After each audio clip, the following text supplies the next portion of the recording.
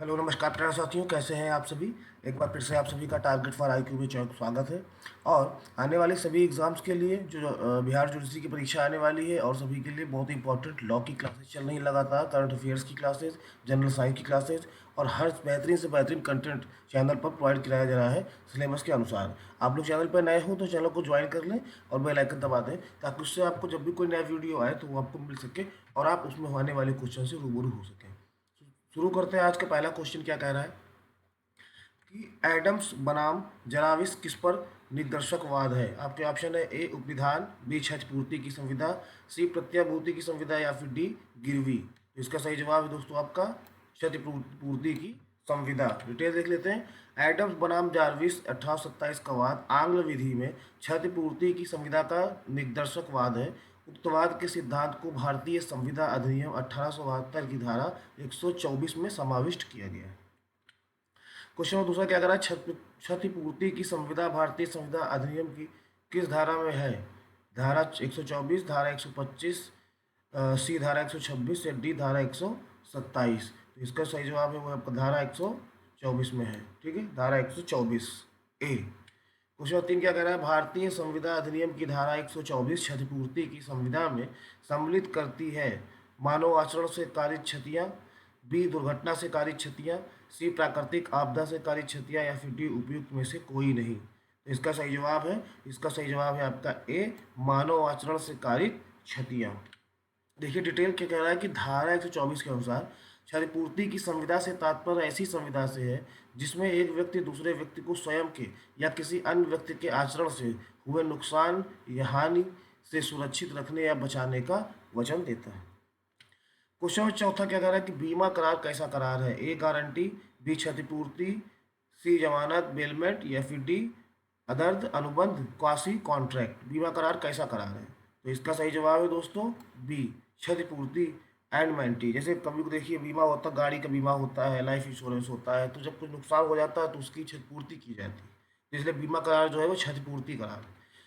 Question पाँच क्या कह रहा है कि बा से आ संविदा करता है कि यदि वह बा को निर्दिष्ट दिन 500 रुपया देने में असफल रहा, यानी कि बा से आ कहता है कि अगर वो बा को 500 रुपया इस दिन देने में नहीं असफल रहा, नहीं दे पाए, तो वह बा को 1000 रुपये दे देगा। आ उस दिन बा को 500 रुपये देने में असफल रहता है। अब बा निम्नलिखित प्रतिकर आ से वसूल करने का हकदार है या नहीं। कितना हकदार है। ए ऐसा कोई प्रतिकर जो अदालत युक्त समझे, बी 500 रुपये से अनाधिक प्रतिकर जो अदालत युक्त समझे, सी 1000 रुपये से अनाधिक प्रतिकर जो अदालत युक्त समझे, या फिर डी उपयुक्त में से कोई नहीं। तो इसका सही जवाब है आपको दोस्तों सी 1000 रुपये से अनाधिक प्रतिकर जो अदालत युक्त समझे। यानी कि 500 रुपये देने का वादा किया था लेकिन वो दे नहीं पाया, अब 1000 रुपये देना है। ठीक है, अब आ द्वारा नियत दिन में 500 रुपये नहीं देने से बा अदालत द्वारा युक्त समझी जाए। अब 1000 रुपये से अनाधिक का भुगतान आ से वसूलने का हक होगा। ठीक है, भारतीय संविदा अधिनियम 1872 की धारा 125 के अंतर्गत। छः क्या कह रहा है: किसी तीसरे व्यक्ति द्वारा डिफॉल्ट करने पर उसके वचन का निर्वहन करने या उसकी देनदारी पूरी करने का अनुबंध क्या कहलाता है। ए क्षतिपूर्ति का अनुबंध, बी जमानत का, सी गारंटी का, या फिर डी एजेंसी का। देखिए तीसरे व्यक्ति आपने देखा होगा गारंटर का बनाया जाता है, तो इसका सही जवाब क्या होगा, गारंटी का अनुबंध, जो गारंटी लेता है तीसरा व्यक्ति। संविदा अधिनियम की धारा 126 में प्रत्याभूति की संविदा कॉन्ट्रैक्ट ऑफ गारंटी परिभाषित की गई है। परिभाषा के अनुसार किसी पर व्यक्ति द्वारा व्यतिक्रम की दशा में उसके वचन का पालन या उसके दायित्व का निर्वहन करने की संविदा प्रत्याभूति की संविदा कहलाती है। जैसे आपने लोन लिया, किसी को गारंटर बनाया, अब आप लोन नहीं चुकाएंगे तो गारंटर पकड़ा जाएगा, वही है ये। क्वेश्चन नंबर 7 क्या कह रहा है कि प्रत्याभूत संविदा के अंतर्गत जमानतकर्ता का दायित्व क्या होता है। जो जमानत कराता है, जमानत करता है यानी कि जमान लेता है गारंटर। ए मुख्य ऋणदाता से अलग होता है, मुख्य ऋणदाता के विकल्प से रूप में होता है, बी सी मुख्य ऋणदाता के साथ संविस्तीर्ण होता है, या फिर डी उपयुक्त सभी। सही जवाब है इसका सी मुख्य ऋणदाता के साथ संविस्तीर्ण होता है। देखिए धारा 128 में दायित्व में विषय में है, और इसमें कहा गया कि मूल ऋणी के दायित्व के संविस्तीर्ण को एक्सटेंसिव होता है। ठीक, क्वेश्चन 8 क्या कह रहा है: संविदा विधि के अंतर्गत प्रतिभू के दायित्व की सीमा प्रदत्त की गई है। ए धारा 124 में, बी धारा 126 में, सी 127 में, या डी 128 में। इसका सही जवाब क्या है दोस्तों, इसका सही जवाब है धारा 128 में, डी में। प्रतिभू का दायित्व मूल ऋणी के दायित्व के संविस्तीर्ण है या उपबंधित है, कहाँ। ए धारा 126, बी धारा 127, सी धारा 128 या डी धारा 130 के अंतर्गत। सही जवाब क्या है इसका? धारा 128। क्वेश्चन नंबर 10 क्या कह रहा है? आ इस बात के प्रतिफलस्वरूप कि बा अपनी जमींदारी के भाटकों का संग्रह करने के लिए सा को नौकर रखेगा। अब सा उन भाटकों के सम्यक संग्रह और समुदाय के लिए 5,000 रुपये की रकम तथा उत्तरदायी होने का वचन बा को देता है। ठीक, जो नौकर है वो कहता है हम क्या कहते हैं, नौकर को 5,000 रुपये देंगे और उत्तरदायी होने का वचन बा को देता है। तो ये क्या है? कोई प्रतिभूति है कि नहीं? साधारण प्रतिभूति है। सी चलत है या फिर डी इनमें से कोई नहीं। तो इसका जो सही जवाब है दोस्तों 10वें का, इसका सही जवाब है आपका सी, चलत प्रत्याभूति है। क्योंकि भारतीय संविधान अधिनियम 1872 की धारा 129 के दृष्टांत का पर आधारित है। यह चलत प्रत्याभूति है। वह प्रत्याभूति जिसका विस्तार संव्यवहारकों की किसी आवली पर हो चलत प्रत्याभूति कहलाती है। धारा 129। क्वेश्चन 11, चलत प्रत्याभूति परिभाषित है। कहाँ परिभाषित है? क्वेश्चन 11 तो अभी मैंने आपको बताया कहाँ पर, तो इसका आंसर होगा आपका बी, भारतीय संविधान अधिनियम की धारा 129 के अंतर्गत। देखिए ठीक, 129 के अंतर्गत। क्वेश्चन 12, किसी भी समय लेनदार को नोटिस द्वारा जारी गारंटी को जमानतदार द्वारा रद्द किया जा सकता है। ठीक है, किसी भी समय लेनदार को नोटिस द्वारा जारी गारंटी को जमानतदार द्वारा रद्द किया जा सकता है। ए, भविष्य के लेन देन संबंधित, बी, पिछले लेन देन से संबंधित, सी, पिछले लेन देन और साथ ही भविष्य के लेन देन से संबंधित, या फिर डी, एक जारी गारंटी को बिल्कुल रद्द नहीं किया जा सकता। सही जवाब क्या है इसका? सही जवाब इसका भविष्य के लेन देन से संबंधित जो होगा उसको जमानतदार द्वारा रद्द किया जा सकता है। भारतीय संविधान अधिनियम 1872 की धारा 130 कहती है कि चलत प्रत्याभूति के प्रसंहरण संबंधित है। इस धारा के अनुसार चलत प्रत्याभूति जमानतदार के द्वारा लेनदार को नोटिस द्वारा भविष्य के लेनदान के संबंध में प्रतिसंहत की जा सकेगी।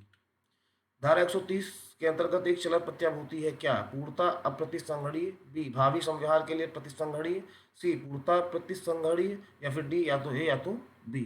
सही जवाब क्या होगा इसका? इसका सही जवाब है बी, भावी संव्यवहार के लिए, है ना, भविष्य के लिए। ठीक। 14 क्या कह रहा है?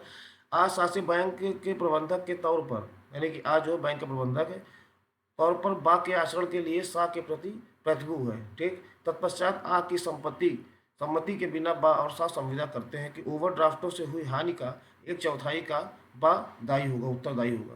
बा एक ग्राहक को ओवरड्राफ्ट देता है और बैंक को हानि हो जाती है, तो आ इस हानि को पूरा कराने के लिए क्या करेगा?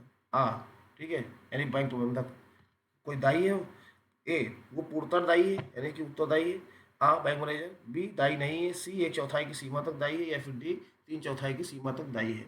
इसका सही जवाब है दोस्तों वो कोई भी उत्तरदायी बैंक मैनेजर नहीं है। ठीक, क्योंकि 1872 की धारा 133 के दृष्टांत का प्रावधान है कि यदि प्रतिभू आ की सहमति के बिना संविदा में फेरबदल किया गया, यानी कि बैंक मैनेजर की सहमति के बिना फेरबदल किया गया है, तो आ किसी भी तरह का हानि का कोई उत्तरदायी नहीं। क्वेश्चन नंबर 15 क्या कह रहा है? कोई प्रत्याभूत जो लेनदार ने तात्विक परिस्थिति के विषय में मौन धारण करके अभिप्राप्त की है, तो क्या है? ए, विधिमान्य है, बी, अविधिमान्य है, सी, शून्यकर्णी है, या फिर डी। तो इसका सही जवाब क्या है? इसका सही जवाब है आपका बी, वो जो है अविधिमान्य है।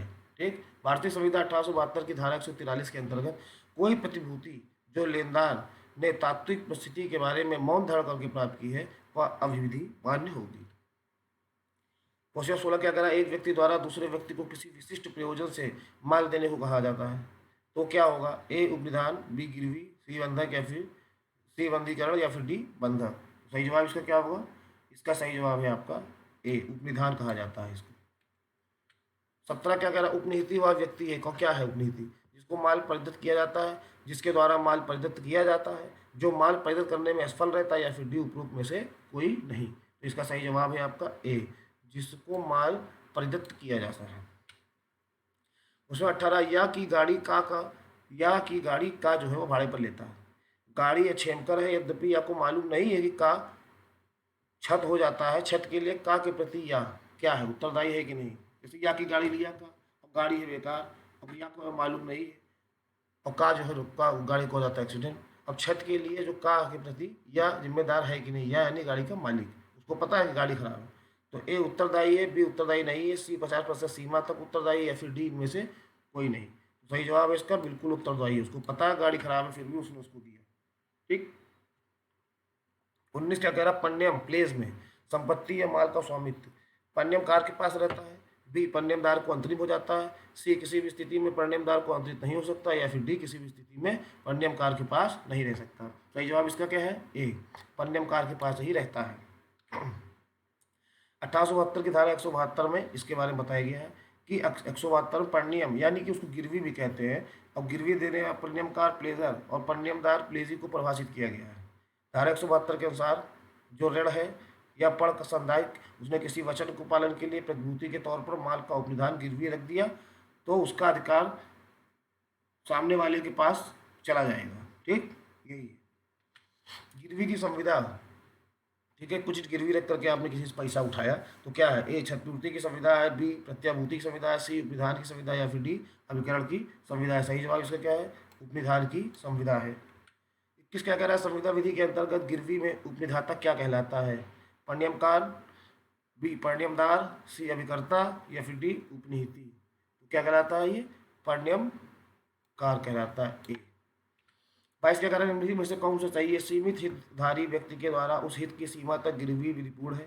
शून्यकरणीय संविदा के अंतर्गत किसी व्यक्ति द्वारा की गई गिरवी विधिपूर्ण है।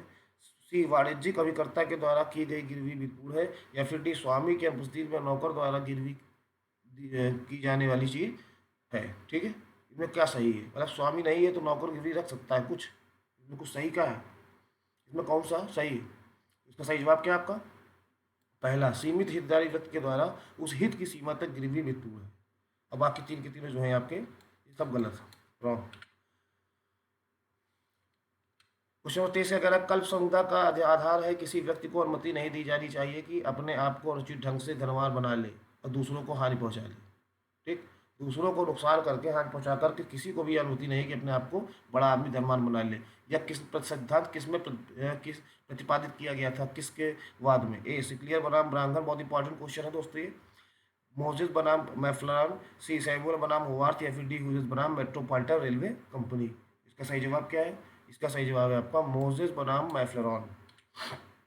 कल्प संविदात्मक बाध्यता का विधिक आधार है। कल्प संविदात्मक बाध्यता का विधिक आधार है। ए, अनुचित संबंधी का निवारण, बी विवक्षित अथवा अल्पकल्पी संविदा, सी काफी हद तक उपरोक्त दोनों आधार सही है, या फिर डी उपरोक्त दोनों आधार गलत है।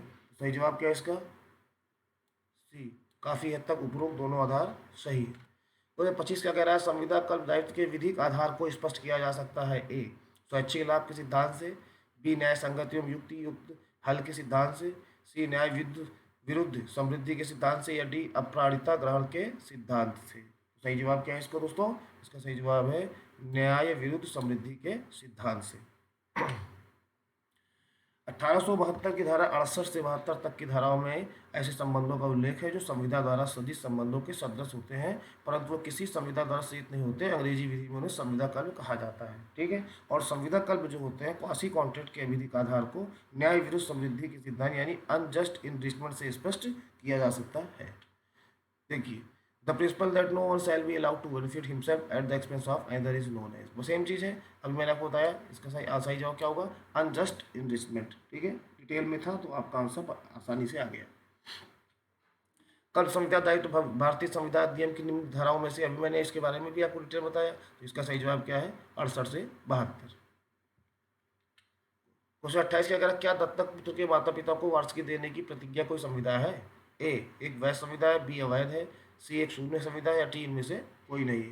इसका सही जवाब क्या है? सी, या एक शून्य संविदा है। ठीक, क्यों? नारायण बनाम गोपाल राव के विवाद में न्यायालय ने अभिनिर्धारित किया कि किसी लड़के को रुपए के बदले गोद लेने के लिए स्वीकार करना अवैध है। रुपए के लिए गोद लेना, ठीक है, अतः ऐसा करार अवैध होने के कारण शून्य संविदा है। ठीक, 29 ए, बी को दिल्ली स्थित कोई परिसर यह जानते हुए कि परिसर वैश्यावृत्ति के लिए उपयोग किया जाता है 1000 रुपये मासिक किराए पर पट्टा दे देता है। ठीक है, कमरा दे देता है, तो क्या ये करार वैध है? ए, बी शून्य, सी शून्यकरण, या फिर डी उपयोग से कोई नहीं। इसका सही जवाब क्या है? बी, ये करार भी वैध है, ये करार भी शून्य है। ठीक है, ये द्वारा भी कोई जानते हुए कि जो परिसर है वो बेकार है, गंदा है, फिर भी वहाँ पर उसने कमरा दे दिया। अब 1872 की धारा 23 के अनुसार अनैतिक कार्य होने के कारण ये जो क्या कहते हैं करार है ये शून्य माना जाएगा, क्योंकि ये वैध है ही नहीं। ठीक, तीसरा क्या कह रहा है? किसी वैध महिला को ऋण देने का अनुबंध इस प्रतिफल के साथ कि वह अपने पति से तलाक लेकर ऋणदाता से विवाह करेगी। मतलब जो लोन दे रहा है वो कह रहा है कि भैया मैं आपको पैसा दे रहा हूँ लेकिन अपने पति को तलाक दो, मुझसे शादी करो। ये क्या है? विधि मान्य है, बी शून्यकरण है, सी शून्य है, या फिर डी कोई नहीं। इसका सही जवाब क्या है? ये भी शून्य है, क्योंकि ये विधि है विधि मान्य है ही नहीं। ठीक, 1872 धारा 23 के अंतर्गत। ठीक है, यह अनैतिक है।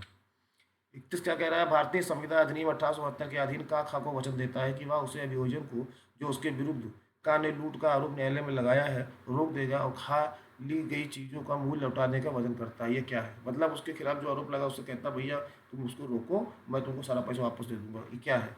ए वैध है, बी अवैध है, सी शून्य है, डी शून्यकरण है। इसका सही जवाब क्या है? ये भी शून्य है। ठीक है, ये भी शून्य है।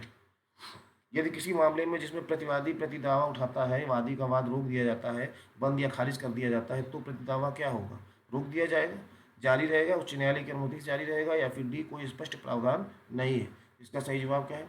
इसका सही जवाब है बी, जारी रहेगा, प्रतिदावा जारी रहेगा। क्यों? क्योंकि सिविल प्रक्रिया संहिता 1908 के आदेश 8 के नियम 6D के अनुसार यदि किसी मामले में जिसमें प्रतिवादी कोई प्रतिदावा उठाता है और वादी का वाद रोक या बंद या खारिज कर दिया जाता है, तो ऐसा होने पर भी प्रतिदावे पर कार्रवाई की जा सकेगी।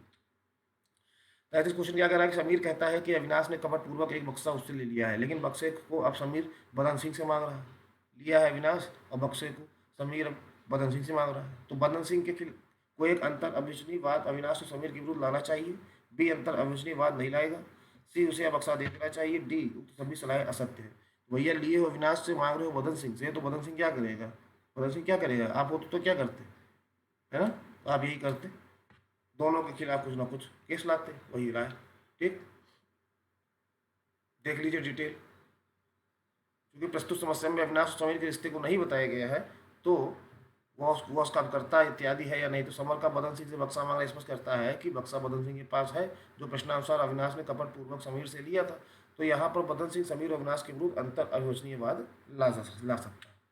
क्वेश्चन 34 क्या कह रहा है? कोई वाद खारिज किया जा सकता है अगर प्रतिवादी के नाम निकाले गए समन के तामील के बिना लौटाए जाने के पश्चात उस तारीख से की अवधि तक वादी न्यायालय से नए समन निकालने के लिए आवेदन करने में असफल रहता है। कितने दिन? ए 30 दिन, बी 60, सी 1 महीना, या फिर डी 2 माह। ठीक है, तो इसका सही जवाब क्या है?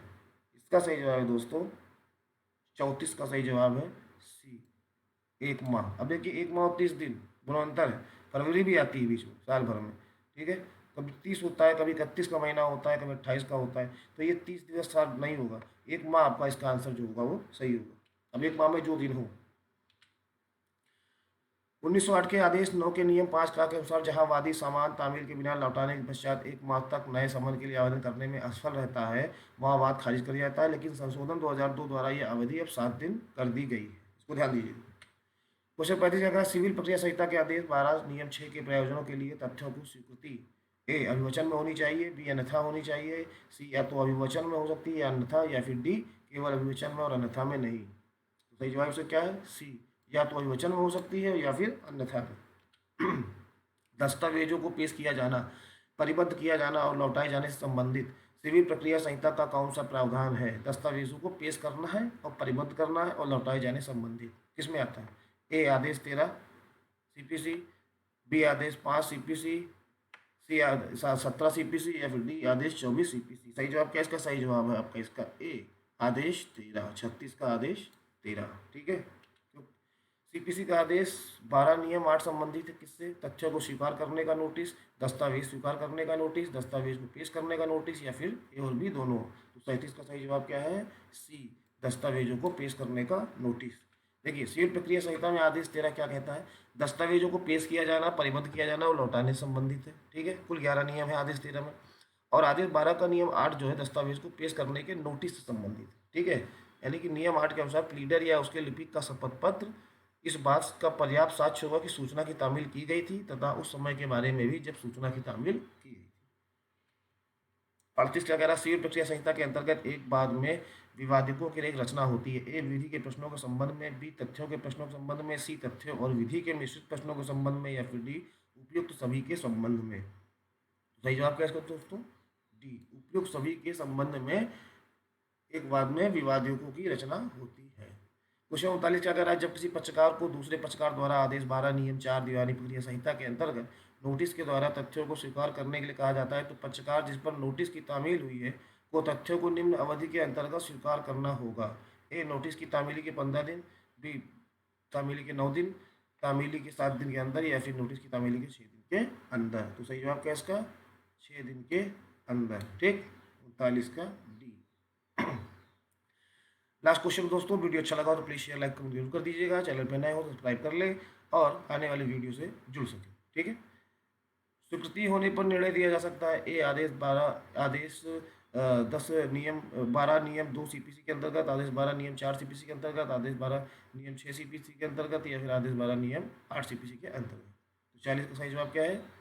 आदेश 12 नियम 6 सीपीसी के अंतर्गत।